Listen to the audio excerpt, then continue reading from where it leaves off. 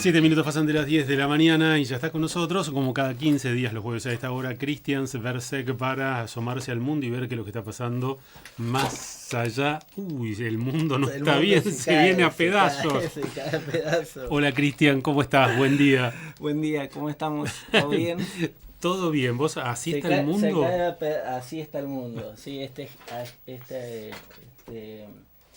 tablero ajedrez está bastante complicada la jugada. Y eso que se caen cosas en el medio, emergen otras, sí. hay ruido por un lado, hay paz en otro, claro, hay calma. Eso no sé que si hubo un acuerdo entre Israel y el Líbano, una suerte de alto el fuego, que bueno, y una convocatoria a elecciones para tratar de sacar la influencia de Hezbollah del país que queda al norte de Israel como una de las novedades. Y en Rusia, Ucrania, la cosa sigue muy tensa a la espera de que asuma Donald Trump. Claro, bueno, un poco los dolores de parto de la emergencia de ese nuevo ordenamiento internacional que implicaría la presidencia de Donald Trump al frente de la Casa Blanca en Norteamérica, ¿no es cierto? Uh-huh. Creo que un poco lo que venimos mencionando anteriormente, siempre tratamos de reflexionar y hacer un parangón, digamos, con lo que ha estado sucediendo en los últimos tiempos y ir verificando hipótesis de cómo esto se iba a ir desarrollando y gestando a la par que iba a traer dolores de parto y contracciones en el medio, como todo nuevo, como toda cosa nueva que nace, también hay algo que fallece o perime, y eso creo que en gran parte explica lo que está sucediendo actualmente. Sin embargo, cuando Biden autoriza a Ucrania a utilizar misiles de largo alcance de Estados Unidos, se planteó que era una suerte de provocación a Donald Trump. Pero ahora en este acuerdo Israel-Líbano ha participado la administración de Biden, pero también gente de Donald Trump. Sí, yo no sé si es lo que ha querido tanto Netanyahu como Donald Trump. Creo que bueno, han operado otros factores en el medio para poder darle una salida quizá airosa a Biden en esta posición, digamos, que en cierto sentido había tomado Biden de llevar a fondo los conflictos, y que entre otras cosas explica que parte de su electorado haya visto en esta virulencia, digamos, en cómo encarar los conflictos internacionales, un descrédito hacia la figura del Partido Demócrata y todo lo que ello representa. Nosotros siempre hemos mencionado que los sectores que acompañan al Partido Demócrata tienen más una vinculación con lo que podemos denominar el progresismo a nivel internacional, que tienen quizá posiciones distintas, digamos, a lo que es el Partido Republicano en cuanto a sus formas, y eso creo que en parte del electorado también repercutió, porque de hecho durante el gobierno de Donald Trump se retiraron, el ejército norteamericano se retira de Siria, se fue retirando de distintos conflictos. Entonces, bueno, si se quiere explicar esto nuevo que está sucediendo, creo que es una medallita de honor, la resolución o la tregua que se ha gestado entre Hezbollah y Israel para condecorar, digamos, la salida de Biden con no tantos conflictos en su gobierno. Sí, es verdad que durante el gobierno de Donald Trump... Pero aprieta por el lado de Ucrania. Entonces, bueno, claro, sigue, digamos, latente esto. ¿Por qué? Digamos, también se explica por lo que nosotros hemos venido desarrollando. Digamos, también la OTAN creo que está bastante advertida por parte de Trump de que va a retirar inclusive el financiamiento. Entonces yo creo que están acelerando y están apretando clavijas y están llevando a un lugar a Rusia a que tome una posición extrema, y que se ha ido verificando a partir de que Putin viene a plantearle esta nueva doctrina de la nacional nuclear. Sí.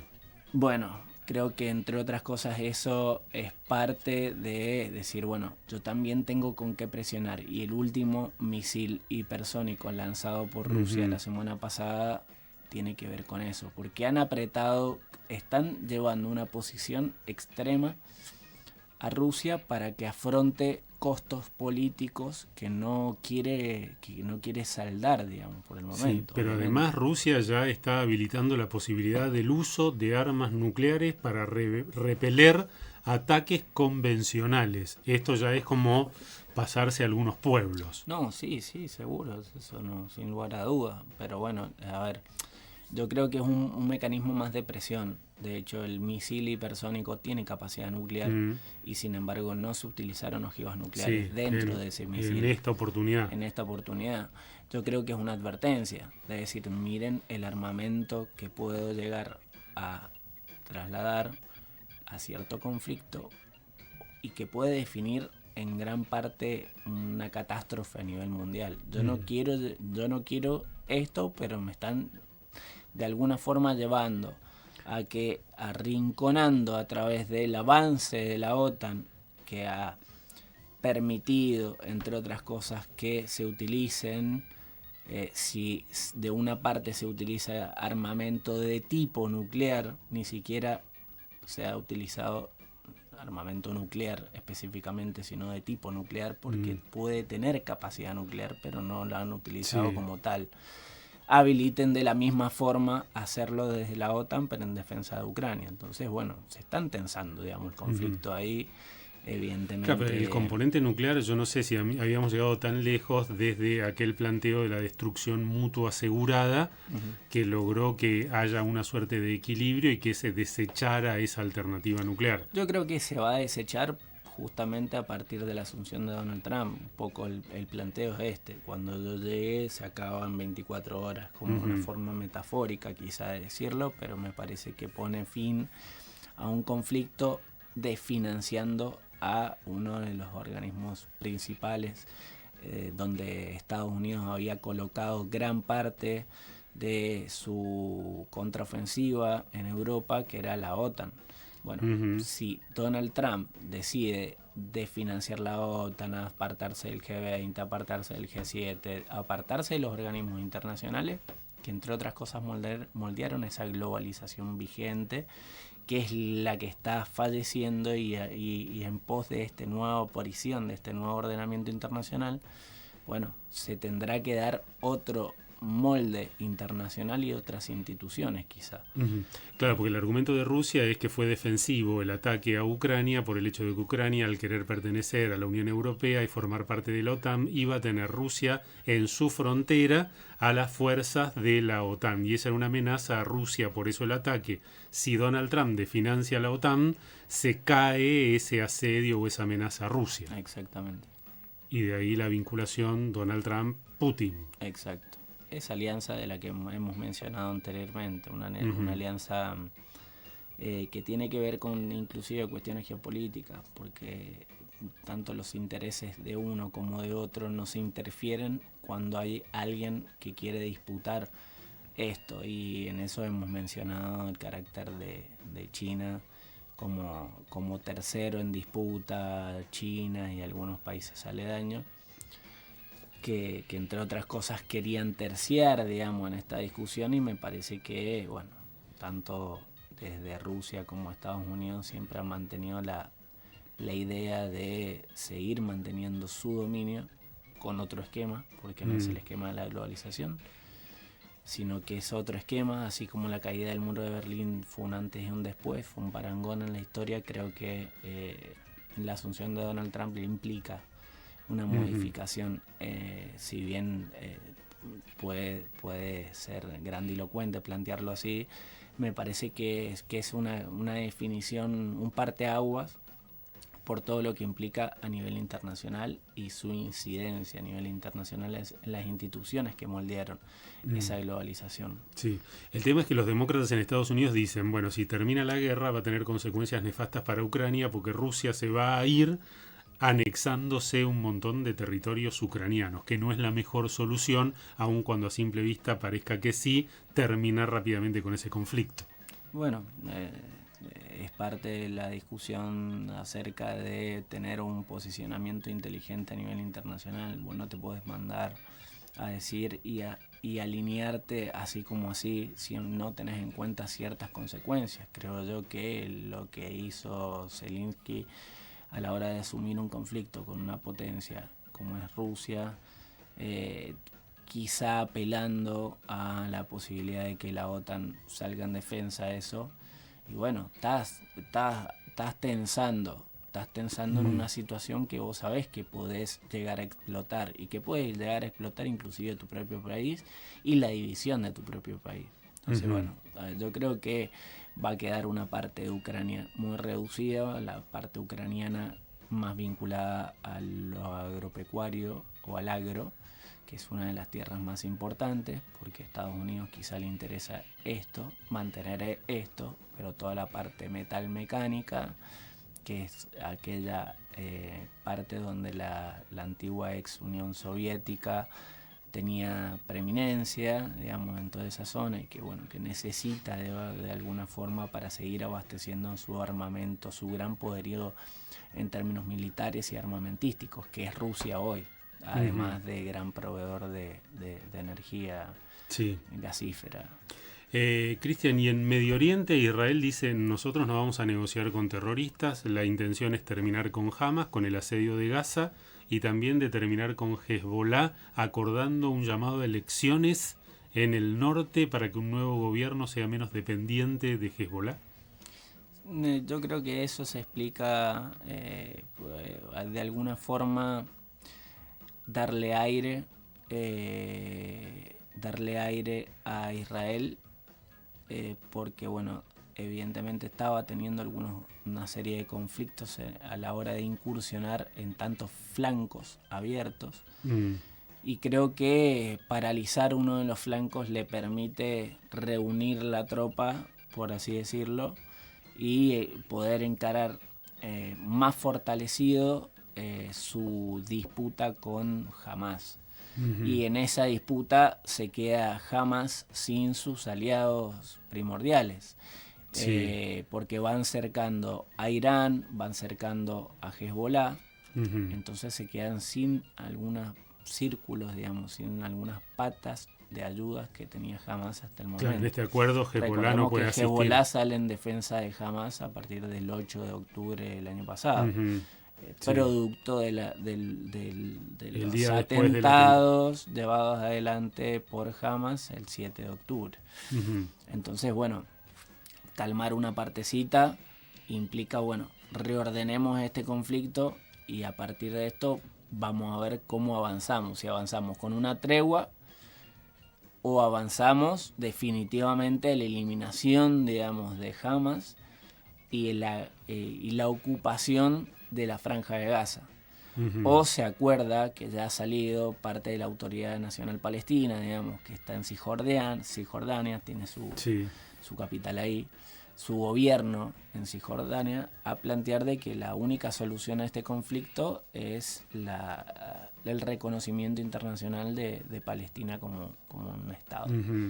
Y bueno, y ahí, a partir de esa división jurídico, político, territorial, establecer las bases de un nuevo acuerdo entre Israel y Palestina. Claro, pero para el reconocimiento de Palestina sería... En la ONU ya ha sido reconocido. Hay varios países que han salido a reconocer formalmente una autoridad palestina. Pero para que sea reconocida por todos, Hamas tendría que salir de la Franja de Gaza. Y en gran parte yo creo que hay un acuerdo tácito entre esta Autoridad Nacional Palestina y Israel para poder llevar a buen puerto siempre y cuando Hamas salga de la Franja de Gaza. Yo creo que ese es un poco el objetivo de Netanyahu. Netanyahu quiere ir a fondo con la situación con Hamas y decir, yo no quiero ningún tipo de acuerdo. Bueno, hasta el momento se ha dado una tregua con una partecita que le permite rearmarse a Israel y ver cómo continúa el conflicto hasta en tanto y en cuanto asuma Donald Trump y empieza a ejercer su influencia en esa zona. El punto Nosotros es que hemos hablado de la posibilidad de seguir manteniendo una zona de inestabilidad constante, producto de que Europa le impida tener la posibilidad de producir al nivel que estaba produciendo y mantener a un suministro inestable en Medio Oriente le permite, entre otras cosas, a este nuevo eje de ordenamiento internacional replantearse otra salida con los ganadores y los perdedores que hemos mencionado anteriormente. La Unión Europea y China por su lado como grandes perdedores y Estados Unidos y Rusia como grandes ganadores. Y bueno, ahí tercian, digamos, ciertos países que están, digamos, en formaciones políticas que implican nuevos reordenamientos geopolíticos, inclusive con las potencias actuales o las que se pueden ir quedando, digamos, con el bastón de mando, por así decirlo. Mientras tanto, en esa intención de terminar con Hamas, hay un asedio al pueblo de la Franja de Gaza y hay la Corte Penal Internacional con una orden de arresto para Netanyahu, el exministro de Defensa, y alguien que teóricamente Israel ya mató, que es parte de Hamas. Claro, sí. Sí, pero como Israel no forma parte de la Corte Penal Internacional, dice no tenemos nada que ver, aun cuando Netanyahu sale de Israel y podría pesar una orden de detención. Una orden de detención. Con el aporte de algunos países porque no tiene fuerzas de seguridad la propia Corte Yo Penal. creo que puede calmar las aguas si se establece un reconocimiento de Palestina y se tranquilizan un poco las aguas en ese sentido. Entonces, bueno, una división del reconocimiento de dos estados en el medio de una situación de conflicto, que él dice, en realidad yo fui atacado, por eso estoy respondiendo de la forma que estoy respondiendo, pues fui atacado por una organización que ni siquiera es un estado, que tenía el gobierno, que se le había reconocido parte de la entidad gubernamental, sobre todo en la Franja de Gaza, pero que no existe como entidad estatal. Entonces yo, hasta en tanto y en cuanto no se reconozca otra autoridad dentro del estado, yo no puedo seguir resolviendo de esta forma porque no sé cuándo me van a tener la posibilidad de ataque. Entonces su defensa a nivel internacional puede ser esta.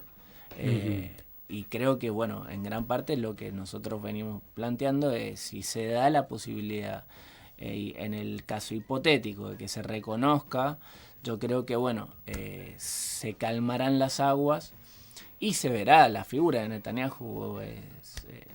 No implica nada para lo que nosotros estamos tratando de explicar, que es un nuevo ordenamiento internacional y todas las implicancias geopolíticas. Seguro, pero si llegase ese reconocimiento a partir de un conflicto que se inicia por un atentado de Hamas, hay quienes piensan que esto sería como un reconocimiento a ese grupo armado terrorista de la Franja de Gaza.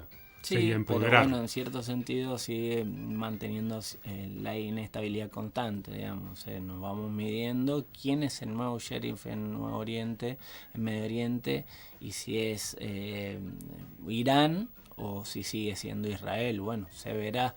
Pero bueno, en el mientras tanto es mover los casilleros a ver cómo me voy amoldando a la situación. Voy avanzando por acá, voy retrocediendo por allá, voy cubriendo mi flanco por acá, voy avanzando por el otro lado. Bueno, sí, Irán está bastante en silencio, calmo, después de esos escarceos, ataques cruzados y algunos drones que cayeron para el lado de Israel. Bueno, os explica un poco la situación. Quizá yo creo que esta calma y esta tregua puede dar indicios a situaciones más tormentosas, no lo sabemos, no estamos en posibilidad quizá de analizar esto, pero creo que, bueno, como bien decíamos, todo nuevo ordenamiento internacional implica dolores de parto, y esos dolores de parto son los que se han estado verificando en el mientras tanto. Lo que pasa en Medio Oriente, lo que pasa en Ucrania, lo que pasa en China y Taiwán, y la posibilidad de avance en esa zona. Sí, que también sea explica un poco una suerte de nuevo viejo ordenamiento mundial. Bajo qué paradigma se trate, puede ser o viejo o nuevo, digamos, según qué es lo que se toma. Si vuelven a aparecer los vectores de competitividad, que son los vectores competitivos, productivos, y por fuera del sistema financiero, bueno, hay un gran perdedor que es el sistema financiero internacional, sí. y la erosión que había hecho este sistema financiero internacional sobre las soberanías interiores de los estados y las decisiones soberanas de cada uno de los estados. Bueno, se verá si eso es tal así o efectivamente nuevamente los estados pueden reconocerse en forma soberana y empezar a plantear otra temática distinta al mundo. Creo que esa es la gran discusión. Si sigue poniendo el eje, por así decirlo, el sistema financiero, bueno, son las consecuencias que ya hemos visto y el nivel de desigualdad mundial que hemos visto.